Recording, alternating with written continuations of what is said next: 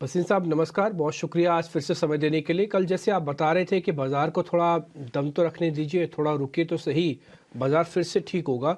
Sir वो जो पहले लक्षण जिसे कहते हैं ठीक होने के, वो आपको आते हुए दिख रहे हैं या फिर थोड़ा अभी और दम रखना होगा, थोड़ा और वेट करना होगा? हाँ, गुड मॉर्निंग डिम्पी, आपको प्रियंका। तो बिल्कुल बिल्कुल प्रियंका को थोड़ी शांति होनी चाहिए कि आज से तो चालू हो जाएगा। कल दोपहर को ही देख लिया, जो बड़ी चिंता थी कि रिलायंस आईसीआईसीआई कुछ नहीं कर रहे, अब चलेंगे। कैसे नहीं चलेंगे? रिलायंस अब 3,000 का हो गया अगर आप जियो की वैल्यूएशन दो। और आपने गुजरात समिट देखा ही है।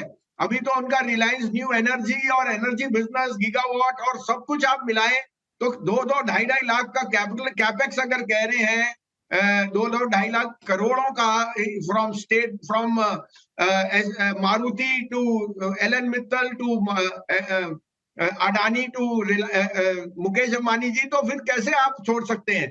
और दूसरी बात, डिम्पी जी, प्रियंका, कल Nikkei has hit a 34 year high. 2 दिन में 2,000 पॉइंट की तेजी आई है।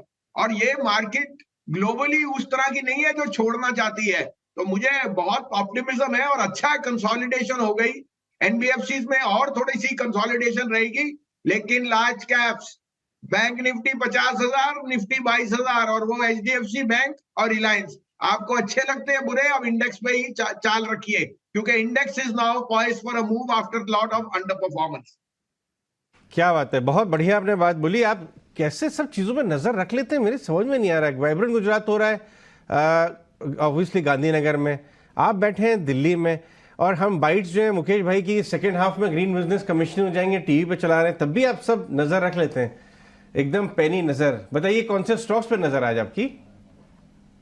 तो आज तो दोनों अडानी भाई के शेयर हैं सर, और यही 1 साल पहले था कि ये शेयरों के क्या भाव थे। देखिए how Rajiv Jain is laughing his way to the bank. इसको कहते हैं greed and fear Ajay ji. जब फियर में खरीद सको बैड न्यूज में, तो भाव आपके साथ है। तो गुजराती में कहावत है सर, भाव भगवान छे, भाव भगवान है।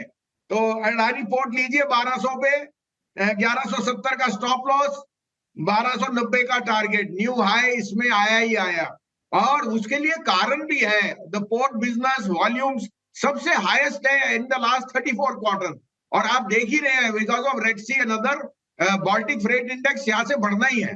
दूसरा अंबुजा सीमेंट, ये मेरा फेवरेट शेयर है, दोनों हमारे पोर्टफोलियो में है। हम one of the lucky ones थे जिन्होंने फियर में खरीदा था around the budget of last year.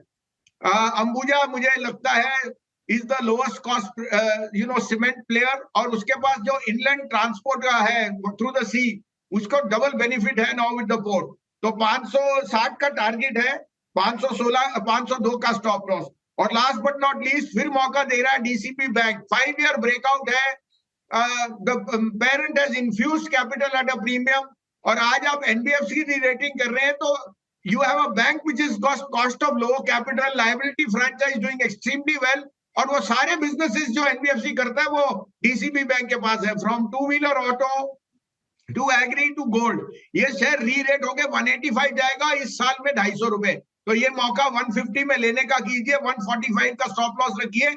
Stop loss आप थोड़ा सा वेरिएट कर सकते हैं, लेकिन इसमें स्टॉक में बन जाइए। और राइट, ठीक है, डीसीबी बैंक पे फिर से आप एक कन्विक्शन बताते हुए ये चला है, लेकिन अभी और बड़ी चाल बाकी है, और साथ ही अडानी पोर्ट्स और अंबुजा सीमेंट्स आज आपकी टॉपिक्स रहेंगे। ठीक है, बहुत बहुत शुक्रिया संजीव जी। आप सारे इवेंट्स पर नजर बना के रखें, कल सुबह फिर होगी आपसे मुलाकात, फिर से होगी बात। ठीक है, तो इंडेक्स पे एक व्यू पॉजिटिव आते हुए भी, लेकिन